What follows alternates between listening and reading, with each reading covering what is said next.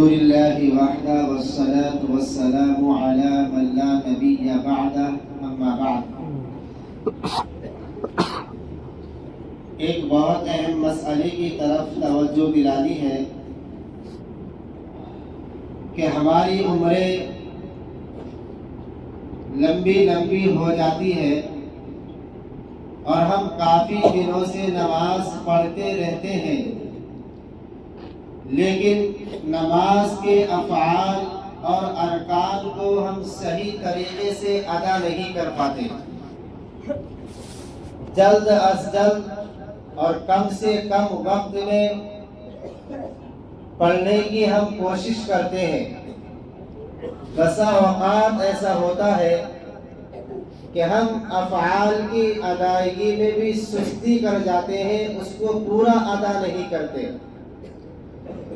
ایسے شخص کے بارے میں رسول اللہ صلی اللہ علیہ وسلم نے ارشاد فرمایا کہ یہ شخص بدترین چور ہے۔ حدیث مبارکہ کے اندر آیا ہے، اللہ کے نبی نے فرمایا کہ لوگوں میں سب سے بدترین چور وہ ہے جو اپنی نماز میں چوری کرتا ہے۔ صحابہ یہ سن کر کے تعجب میں پڑ گئے کہ حضرت نماز میں چوری کوئی کیسے کر سکتا ہے؟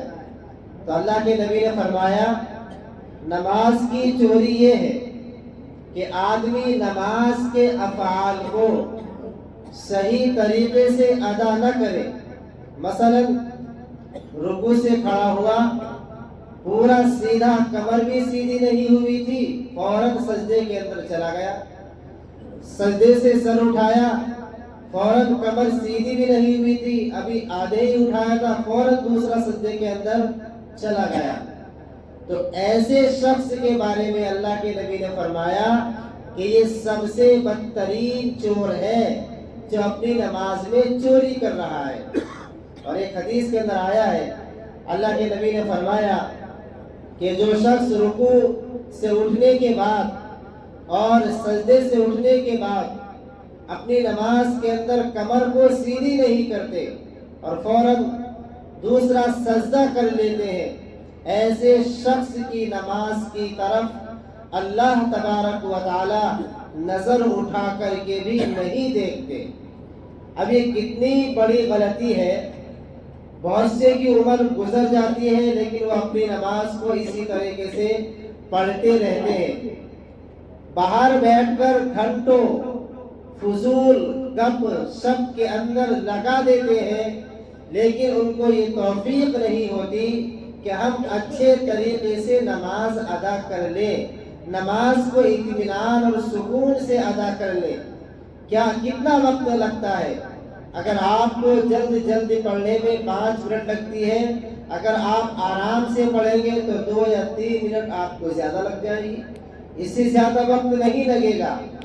اگر ہم صحیح طریقے سے نماز کو ادا کریں گے تو اللہ تبارک و تعالی ہماری وہ نماز قبول بھی کرے گا اور ہماری طرف نظر اٹھا کر کے بھی دیکھے گا۔ اور اگر ہم نے نماز کو جلدی ادا کیا، جیسے کہ میں نے بتایا، یہ غلطی عام طور پر ہو جاتی ہے لوگوں سے، اور اس عادت پر وہ ہمیشہ جمے رہتے ہیں، اس کو چھوڑنے کی کوشش نہیں کرتے۔ تو ایسے شخص کے بارے میں اللہ کے نبی نے فرمایا کہ یہ سب سے بدترین چور ہے جو اپنی نماز میں چوری کرتا ہے۔ اللہ تعالی ہم سب کو نماز کو افعال اور ارکان کے ساتھ صحیح طریقے سے ادا کرنے کی توفیق عطا فرمائے۔